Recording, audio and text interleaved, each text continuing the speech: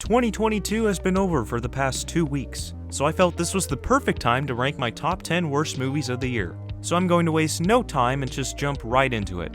Now, I just want to let you know I did not see everything. Some movies are not going to be on this list. Also, this is just my opinion, so please take it lightly. And keep in the back of your mind that I had to sit through this garbage. So please, out of sympathy for me, leave a like on the video. And subscribe. Please, make me feel like watching these movies was worth something. Anyway, onto the list. At first, after watching Black Adam, I thought it was just your general run-of-the-mill CBM. It filled in all the boxes, it has action, a forgettable villain, crappy CGI. It was just in one ear, out the other for this movie. But then, Black Adam started to linger in my mind. I started to think about it more, and then the DCEU news dropped, and then I finally came to realize that this movie was just a giant stupid waste of time. Thanks, The Rock, for taking my money, and thanks to Warner Bros. For making this movie ultimately pointless, and for making me feel like I got even more scammed. Everybody loses. Taika Waititi, a prominent filmmaker in modern Hollywood. What We Do in the Shadows is a comedic masterpiece, and Jojo Rabbit shows that Taika can handle more serious theming while still integrating plenty of good humor. Yes, sir, I was willing to consider Taika to be one of my new favorite filmmakers. And then he made Thor: Love and Thunder, and I can't think of him the same way anymore. The comedy in this movie should not even be considered comedy.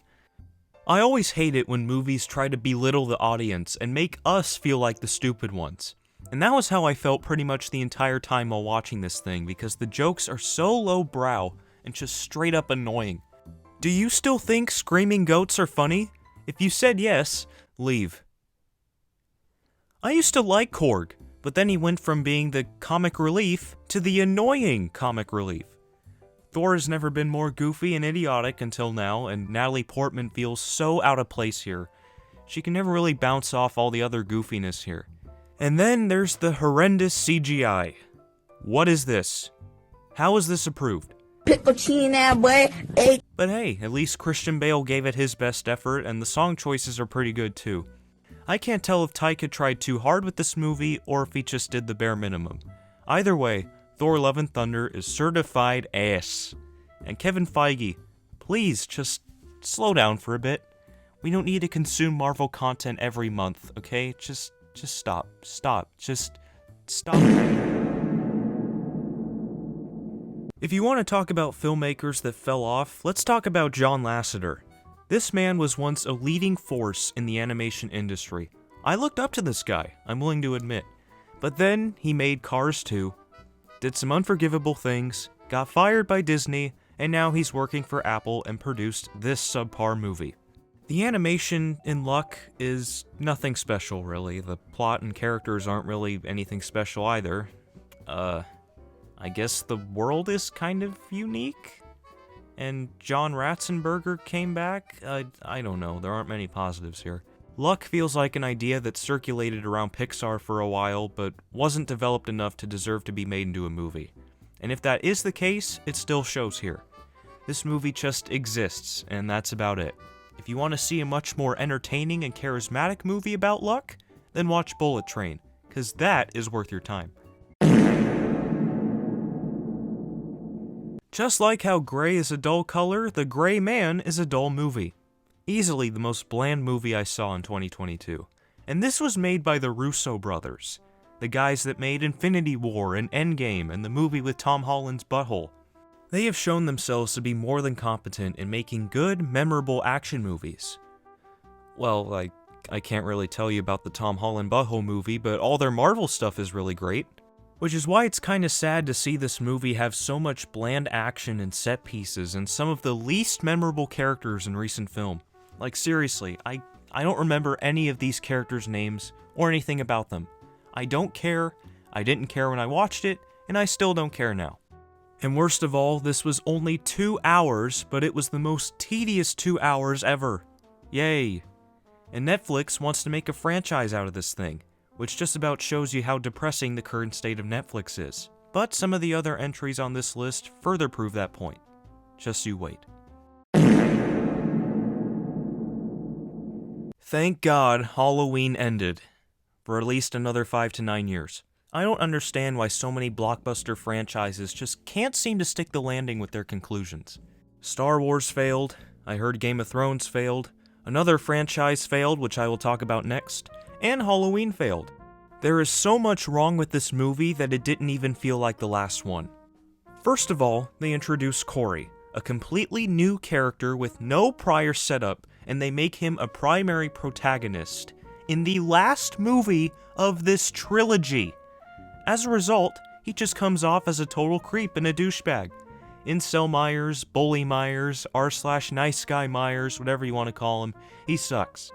They also try to hype him up as the torchbearer of the Michael Myers mantle, while also trying to make you have sympathy for him, and it just doesn't work.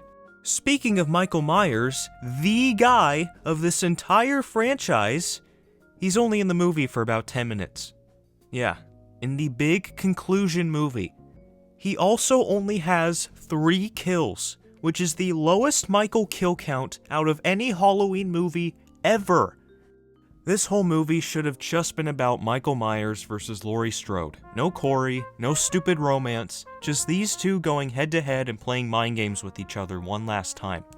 And they do in the final act, but the problem is, because of all the other stupid stuff leading up to this, it doesn't feel earned. The fight just comes and goes, Michael is dead, and then the movie just ends. What an excellent third ending to this franchise. But you know, it's a Halloween movie, so I was expecting it to be bad, but not this horrendous. I also don't have as much attachment to the Halloween franchise as I do with the franchise of this next entry on the list, which was the biggest letdown of the year for me personally. Here's another addition to a Universal-owned movie trilogy that had a promising start, but the sequel made things progressively worse, which led to an uninteresting conclusion that was barely set up by the other movies and caused everything to fall apart in the end. That's right, it's Jurassic World Dominion. Man, this one was just so disappointing, and so incredibly boring too. 2.5 hours of nothing, and I seriously mean that, because this movie starts and ends in the same place. Dinosaurs are still running rampant across the earth with no solution in sight. Why would you make locusts the main plot point and focus of your dinosaur movie, Colin Tomorrow? The JW characters are still as wooden as ever, Dr. Wu received 0 repercussions, and bringing the original 3 back really did nothing. It did nothing for me, other than remind me of a much better movie that I should have seen instead. And Lewis Dodgson, doing his best Tim Cook cosplay, is such a pathetic villain. You're telling me that these two are the same person? No. This Dodgson looks kinda cool. This Dodgson is Mark Rylance from Don't Look Up. It also would have helped if Dodgson was set up in the 2 prior movies, but we already know that Universal doesn't really care about cohesion with their trilogies. For being the conclusion to a 30-year-old blockbuster franchise, this fell flat on every level. It's boring and dull, there are no stakes, nothing is changed by the end, and worst of all, it has the lamest kill count out of any Jurassic movie. When JP3 has more creative and on-screen kills than your epic finale movie, something is wrong. And don't even get me started on that whole Joker dinosaur BS. Like, what? Diary of a Wimpy Kid, Rodrick rules. I still don't get why I decided to watch this. It was lifeless. It doesn't have any appealing animation, it looks unfinished actually. It doesn't recapture any of the charm from the book or even the original live-action movie, and Jeff Kinney wrote the script for this movie, and he just doesn't care. He shoehorned in a Rick roll. In 2022, this version of Rodrick Rules is the Not My Rodrick movement all over again. It's a hollow, irritating, and lazily made cash grab. But you know, what was I expecting from the director of 156 episodes of Teen Titans Go?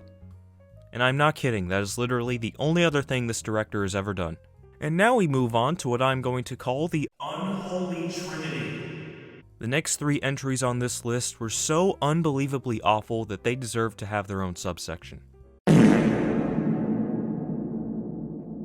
The Bubble was the most cringeworthy and miserable movie viewing experience I had by far. If you thought the comedy in Thor Love and Thunder was bad, this is on a whole nother level of crap. The jokes in this movie, and honestly the plot in general, sound like rejected ideas from Saturday Night Live. You can tell it was made by those good old Netflix corporate executives who just wanted to be hip and one with the cool kids. It has plenty of pop culture references and celebrity cameos that mean nothing. The satire is too meta and comes off as more obnoxious than anything else, and it's so overacted to the point that it's just painful to listen to and to watch. This movie could have been like a funny timepiece for us to look back on when we're older and we reflect on what life was like during the COVID times. Much like how Glass Onion integrated COVID into its story, but no! The Bubble was not made by intelligent people. It was instead shat out by Netflix in an attempt to stay moderately relevant, and I hate myself for watching it. Uh-oh, guess what time it is? It's Morbid time, baby! Hell yeah, here it is, Morbid time! Now with all the irony out of the way, yeah, this movie was awful. I just want to say for the record, I always had zero faith in this movie. Ever since the first trailer came out in 2020, I knew it was going to be a stinker. But I was not expecting it to be the worst comic book movie since Fant Four Stick. It has no reason to exist. It does not contribute anything to the Sonyverse or the Venomverse or whatever it's called this week. Subpar effects, uninspired score, pointless supporting characters, and an even more rushed and disastrous third act than Fant Four Stick. That final fight scene was just terrible. I might have considered it to be a real fight scene if I could actually see and understand what was happening, and the post-credit scenes, my god! So laughably awful and rushed. It doesn't get you hyped at all. The fact that Sony had 2 extra years to improve this movie, and this was still the final product, just shows you how much Sony has already stopped caring about their Spider-Man universe with no Spider-Man. And the future projects show that too. So once this universe flops, it's not going to be a huge loss, honestly. Now you might not be thinking, Chris, since you hate Morbius so much, why isn't it number 1 on your worst movies of the year list? Well, friends, that's because Morbius was not the worst thing I saw in 2022. There is something far, far, far worse than Morbius that I can't even put on the same level. If Morbius and The Bubble are at the bottom of the barrel, this next entry is underneath the barrel.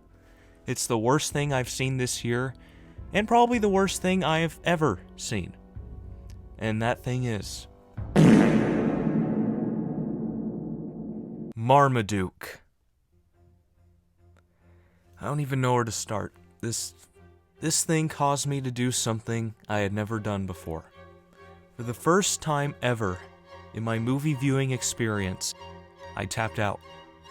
I could not watch this thing all the way through. I only got maybe 20 minutes in. And notice how I'm calling this a thing and not a movie. This does not deserve to be called a movie. Everything fails. Everything. The animation and character designs make me want to puke. Cocomelon has more effort put into it. Why are everybody's limbs so freakishly skinny? Who looked at this and thought, yeah, this is it. This is art. Who? The humor? Non-existent. Every sight, every sound, every attempt at a quip makes you feel so icky when it enters your brain. I don't understand how the cast could work with or even read this material. Speaking of which, why would any actor agree to be a part of this? Pete Davidson, Champ Kind, and especially J.K. motherfucking Simmons. What were you thinking? You know how like when you watch something on Netflix and it shows you the rating of the movie and certain categories or reasons for that rating? Well, when I watched Marmaduke back in May, the only category it showed underneath the rating was fear. This thing was categorized under fear. For good reason, because this thing broke me. Marmaduke haunted my mind for an entire week after I saw it. I could not stop thinking about this wretched beast of a hound and how painstakingly awful this piece of media garbage was. And I only watched 20 minutes! Imagine what would happen to me if I saw the entire 90. I'd be dead. I'd be dead. I would have drawn and quartered myself. And oh, look who's responsible for it again, it's Netflix, good old Netflix. Someone at Netflix must have a pact with Satan or is getting blackmailed, because why would anyone greenlight something like this? Something that has zero redeemable qualities. Something that is so torturous due to its massive incompetence that it makes the Owen Wilson Marmaduke look like the Citizen Kane of dog movies in comparison. This thing was made for babies and aliens. Maybe it was made by them too, we'll never know. For as long as you and I are on this planet, Marmaduke will continue to exist and be both an enigma and a curse upon this poor, poor world. So yeah, with all that being said, find God. And that was my ranking of the worst movies of 2022. Thank you all for watching. Please remember to leave a like. Please, leave a like. Follow my Letterboxd account for more reviews, and if you enjoyed this new type of content that I'm trying out, subscribe and leave a comment down below saying that you want more. I'll have my best movies of 2022 video out real soon, and remember, avoid Marmaduke at all costs. Goodbye.